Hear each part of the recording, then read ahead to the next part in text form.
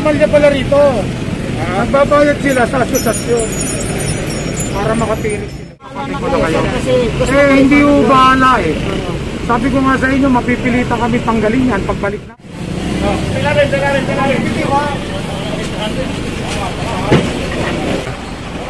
Tinanggal na trapal, no? Sinabihan na sila na huwag ibabalik dahil pag susunod na operation at ito pa, makita to sigurado. Kumpiskado. At ito, medyo nakakatakot din yung lagay ng ano nila, no, kuryente. O hindi natin masabi, baka may open wire dyan, eh kuryente yan, nakakamatay yan. Ito, walang cover.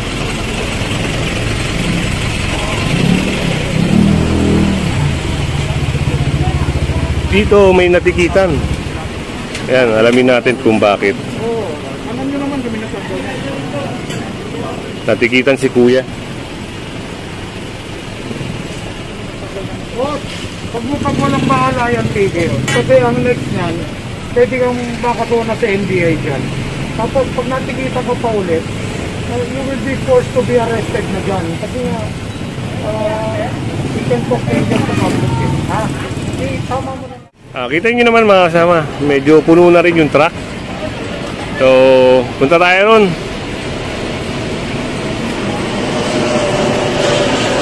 Meron pa rito sa unahan isang malaking paso. Ewan natin kung ay sasakay ito, ha. At ito yung parang signage na no parking. Kaya na tukutin yan.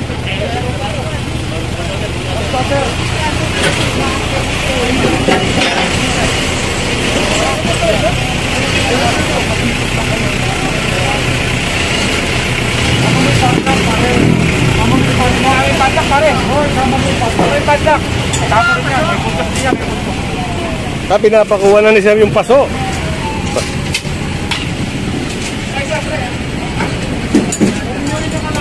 Oh, yun, sir. Nadinig yung sinabi nyo. Yan, kukunin na rin. Bawal, oo. Para fair. Para fair ka na naman. Oo, kasi baka sabihin naman problema pag alis nyo pa, hindi ka na naman nilaya ng problema. Baka kasabihin, iniwan niya, di ba? Opo, tama po. Yan, kaya nga yun, sinabi sir. Yan, isasakay po yan. Ay, ganyan po. Kanan niya eh.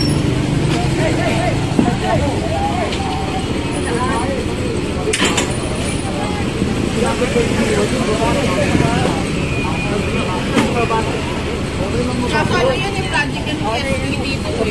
Ganun po. Pwede ipasok dyan. O, buksan nyo. Yun. Papapasok natin. Papapasok natin, walang problema.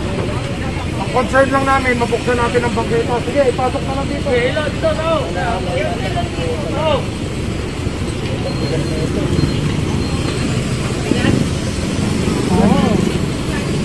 Kaso lang yung project, nakaka-affect sa taong bayan. Hindi nakakatulong yung proyekto. Papasok. Unfair kami sa iba.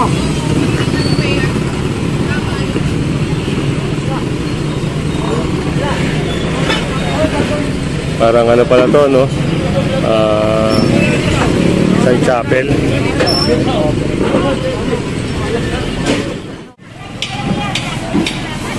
At isang malaking halaman, no? Dito.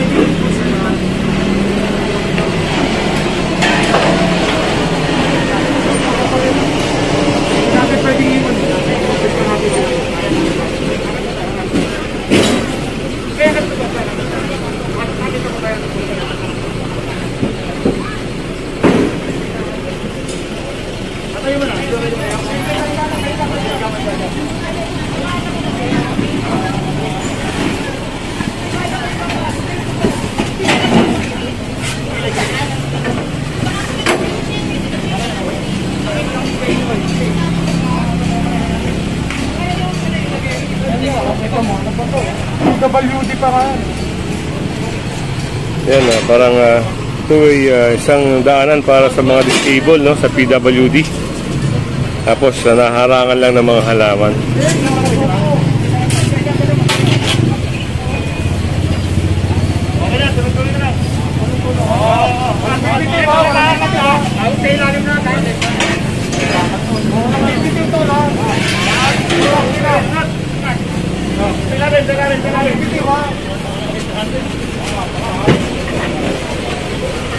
Yun, success mga kasama. At naisakay na rin yung isang halaman na napakalaking paso.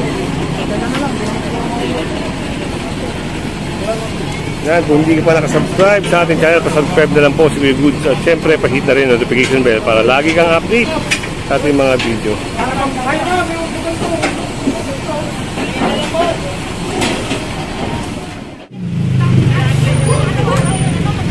Ganyan na yan. Mama parang, ano to?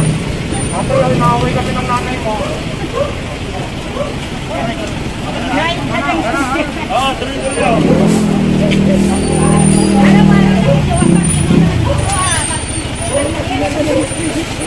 Talaga, ate, nakaway tuloy kami ni nanay. At palagay natin mga kasama, itong area na ito ay subject din, no, ng operation. Gigilid lang tayo para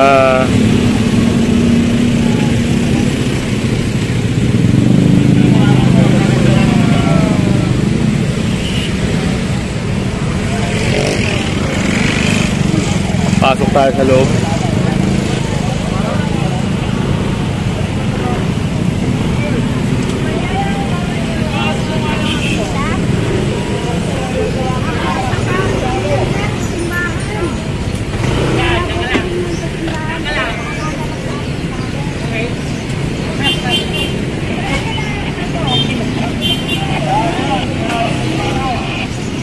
Yung mga alaman mo namin, pakitanggal na lang dito, ha? Ay, pero mo na ito. Baka itong tindahan mo, dapat hindi dito.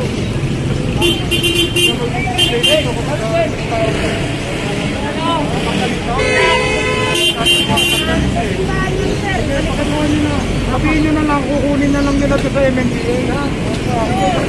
Ano sir? Ano naman sir? Ganun po talaga ate, nakakaya naman po. Sabi nyo kasi sa simbahan, hindi rin naman sa inyo. Mahirap naman yung kukunin nyo, hindi pala sa inyo. Ano naman yan sir? Nag-offer naman yan doon. Oo. Ito ate, baka may... At ayun, sinasakay na nga po yung mga halaman dito, no? Yung mga nasa sidewalk. Hindi lang natin alam mga kasama, baka ito ay illegal din.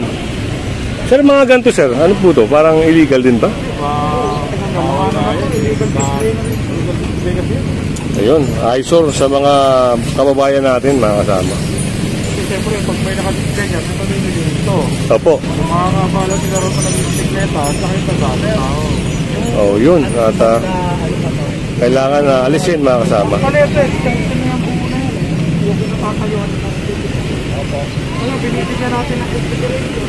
Provided sana, ibang pwede, ito na nila kita. Kung yan, illegal na truck na lang. Ready yan. Pero permanent dito, dapat iba yun ito. Pero limit yung process yun.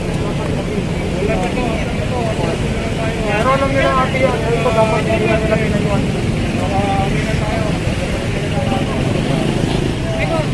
Ate, ba't samantala hanggat maaari, huwag mo muna lalagyan ng kahit ang nagit.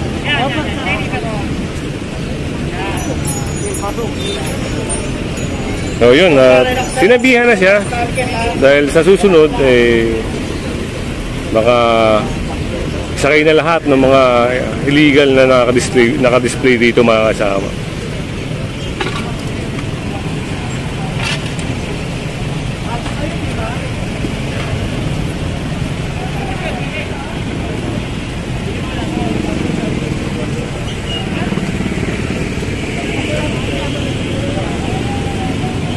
Sino nagpapili sa inyo dyan? Asosasyon ko. Sa asosasyon ko. Gawa ng reports, kailangan ito sa akin.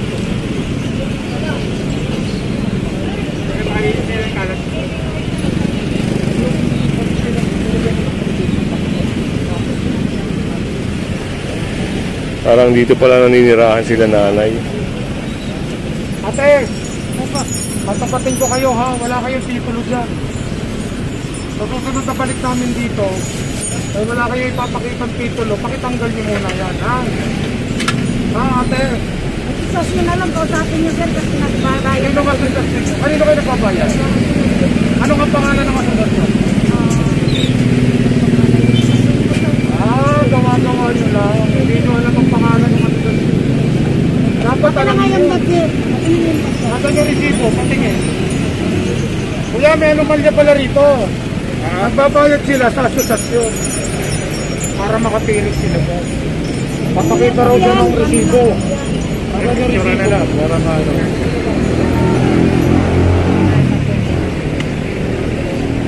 Ayan sir, sinisip ko kasi yan sa Resibo ba ito? Opo, yan po ang binabayaran ko dyan. Parang kaya ko rin gumawa nito ah. Yan yung resibo binibenta lang nung ano eh.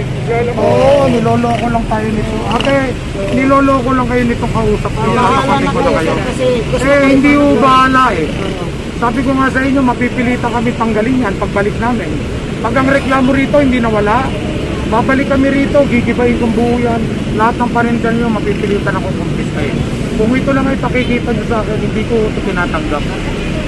Hindi namin ito tatanggapin. No? Yan yung city government na Ikaw yung ano, Yan po ang makipag-ugnayan kayo sa barangay, hindi yung barangay ganyan. Anong barangay ito? ususan ko. Oh, Susan. Pagmunta kayo, sabihin nyo, pinatatanggal ako ng MMDA dito. Oh, para ngayon sila magbigay ng papel para sa inyo. Reklamo rito, hindi pwedeng hindi namin aksyonan. At kailangan mawala reklamo. Yan, pinaliwanagan siya ni Sir Richard, mga kasama, kung ano yung gagawin niya. Dahil sabi ni ate, nagbabayad siya ng sa asosasyon.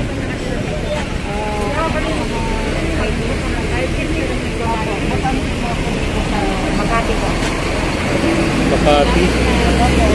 Yan, Makati lang si nanay, pero barangay Ususan yung nakasakop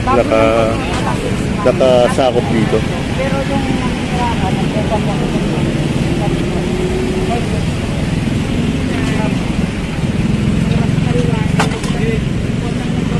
At ito, kung hindi ka pa nakasubscribe sa ating channel, pasubscribe na lang po si Kuya Goods at pahit na rin notification bell para lagi kang update sa ating mga video.